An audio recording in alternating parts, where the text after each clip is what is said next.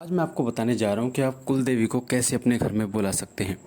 अगर आपको आपके घर की कुल देवी के बारे में नहीं पता, आपको नहीं पता कि आपके घर की कुल देवी कौन है, तो आज जो मैं आपको दो तरीके बताऊंगा, इन दो तरीके से आप अपने घर की कुल देवी को अपने घर में बुला सकते हैं। और यकीन मानिए, आपके घर की कुल देवी आपके घर में वास करेंगी, आपको दर्शन भी देंगी, बताएंगी कि वो कौन है।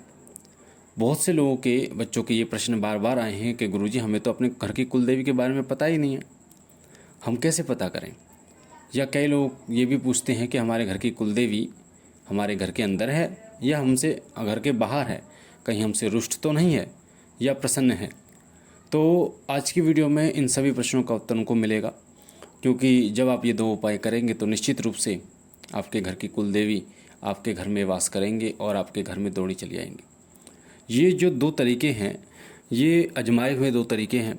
और इस चैनल पर शिव कृपा परिवार पर हम जो भी जानकारी डालते हैं अनुभव के दौरान ही डालते हैं। जो अनुभव होता है वो हमारा अनुभव हो सकता है, हमारे गुरुजी का अनुभव हो सकता है, या जो गुरु भाई होते हैं उनका अनुभव हो सकता है, या फिर जो हमारे सहपाठी होते हैं जिनसे हम मिलते हैं, हमारे जैसे जो साधक हैं, जो भगत हैं, उनका अनुभव होता है।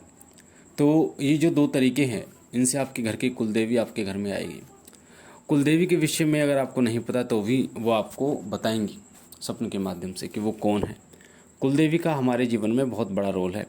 अगर आपकी कुलदेवी प्रसन्न है ना, तो आपके सारे काम फटाफट करते बनते चले जाते हैं, आपको पता भी नहीं चलता। और अगर किसी वजह से कुलदेवी रुष्ट है तो आपके घर में मुसीबतों का पहाड़ टूट जाता है। आपके घर से वो सुरक्षा कवच हट जाता है जो हर परेशानी को झेलता है, हर तरीके से आपकी रक्षा करता है।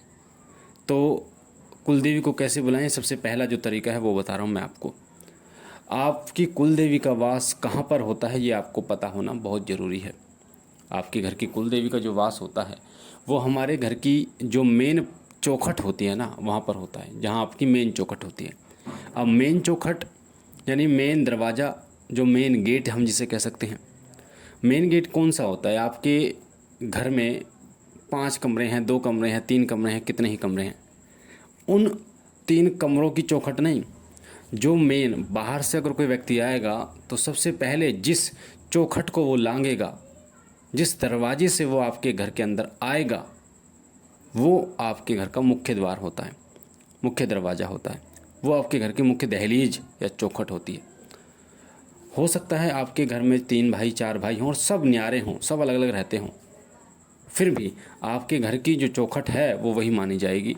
जो बाहर से कोई व्यक्ति अंदर घुसता है, मेन दरवाज़ा वही होगा। तो आपके घर की कुलदेवी का जो वास होता है वो उसी चौखट पे होता है, उस चौखट के ऊपर होता है। इसलिए हमारे यहाँ पर तो आपके वहाँ प्रसाद करते हैं नहीं करते हैं मुझे नहीं पता, क्योंकि ये वीडियो आप सुन रहे हैं, पता नहीं कहाँ से सुन रहे हैं। कोई लोग यूपी से सुन रहे हैं, झारखंड से सुन रहे हैं, हरियाणा से सुन रहे हैं, कहीं से भी सुन रहे हैं। हमारे हरियाणा में होता क्या है कि जैसे जब भी कोई पकवान बनता है या फिर कोई त्यौहार आता है तो सबसे पहले जो भोग लगाया जाता है वो घर की चौखट पर लगाया जाता है, अंदर की तरफ घर की चौखट के ऊपर लगाया जाता है। और घर की जो दहलीज, मुख्य दहलीज होती है, उसको अच्छी तरीके से गंगा जल मिलाकर धोया जाता है, छिड़काव किया जाता है, धोया जाता है, तिलक भी किया जाता है। तो उसका मेन पर्पज़ ये होता है कि वहाँ पर कुल देवी का वास होता है। और कोई भी त्यौहार होता है, उस त्यौहार में सबसे प्रथम हम अपनी कुल देवी को आगे रख के चलते हैं, हम अपनी कुल देवी को पूज के चलते हैं, क्योंकि वो हमारे घर की जो है वो अग्रणी देवी होती है, मुखिया होती है, और हर प्रकार से हमारा भरण पोषण करती है। इसलिए सबसे पहले उनकी सेवा पूजा हम करते हैं। तो आपको क्या करना है, एक सरसों के तेल का दीपक लेना है, उसमें 2 लौंग डालनी है। सरसों के तेल का दीपक लेना है और उसमें 2 लौंग आपको डालनी है। कई लोग ये कह सकते हैं कि हम जो कुलदेवी का वार होता है वो कौन सा होता है। देखिए, कुलदेवी का वार कुलदेवी के ऊपर है। कौन सी कुलदेवी में, जैसे आपका अगर आपकी कुलदेवी माँ काली है तो शनिवार आप कुलदेवी का मनाइए, जैसे माता का मनाते हैं। अगर शीतला माता है आपकी कुलदेवी तो बुधवार मनाइए। अगर आपकी कुलदेवी चामुंडा माता है तो सोमवार मनाइए। अगर आपकी कुलदेवी चामुंडा माता है तो शुक्रवार मनाइए। तो जो भी कुलदेवी आपकी हैं और उनके अनुकूल जो दिन रखा गया है उसी दिन आपको उनकी विशेष पूजा करनी होती है। तो ये जो मैं तरीका आपको बता रहा हूँ, ये तरीका आपको काम करेगा। या तो अगर आपको पता है कि आपके घर की कुल देवी के कौन है, और अगर वो घर में नहीं आप पता करना चाहते हैं कि वो आ गई हैं या नहीं आई, तो उनका जो वार है उस दिन सरसों के तेल का दीपक अपने घर की चौखट, मेन चौखट की, आप जैसे आप अंदर से बाहर जाएंगे अपने घर से तो सीधे हाथ की तरफ जलाएंगे, बाहर से आएंगे तो उल्टे हाथ की तरफ जलाएंगे। ठीक है, समझ रहे हैं आप? अगर आप अंदर अपने घर के अंदर से बाहर जाएंगे तो सीधे हाथ की तरफ आपको वो दीपक जलाना है, और वो जो दीपक जलाना है वो घर के सीधे हाथ पर मेन चौखट के पर जलाना है। अब मेन चौखट सीधे हाथ पे चाहे अंदर या बाहर आप जलाएंगे, कहीं भी जलाएंगे, तो आपको बाहर की तरफ जलाना है ताकि आपके घर की कुलदेवी आपके उस बाहर की तरफ, मतलब बाहर से अंदर की तरफ आए। तो पहला तरीका ये 2 लौंग डालनी है उसमें। अब ये जो 2 लौंग आप डाल रहे हैं ये आप 11 दिन तक भी कर सकते हैं। 11 दिन के बीच में आपकी कुलदेवी ज़रूर आपके घर में आएंगी और दौड़ी दौड़ी आएंगी। बहुत प्रिय है कुलदेवी को दीपक, दीपदान, और उसमें अगर 2 लौंग डाल दी जाए तेल, सरसों के तेल के, तो वो आकर्षित होकर खिंची चली आती हैं जहाँ भी वो होती हैं।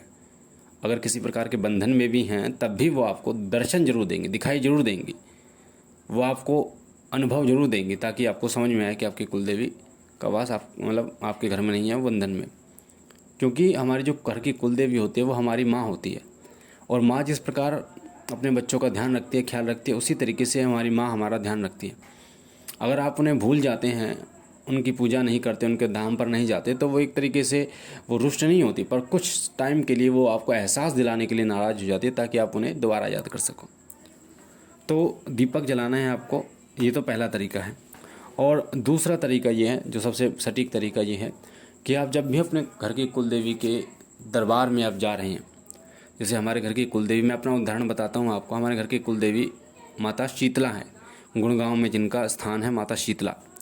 तो जब हम अपने घर से जाएंगे तो घर से उनका प्रिय भोग लेके जाएंगे। जैसे गुलगुले माता को बहुत पसंद है, तो 11 गुलगुले, 7 गुलगुले या 11 गुलगुले, जिसे हम पुए भी कहते हैं, जिसे बेसन होता है ना, बेसन आटा और आटे में चीनी मिलाकर और फिर तेल में तले जाते हैं वो, और उसमें आप जो भी मिला सकते हैं, पंचमेवा जो भी, तो वो पुए कहते हैं, हमारे यहाँ पे पुए कहते हैं, पर मैं आपको गुलगुले अधिकतर लोग बोलते हैं तो इसलिए गुलगुले बता रहा हूँ।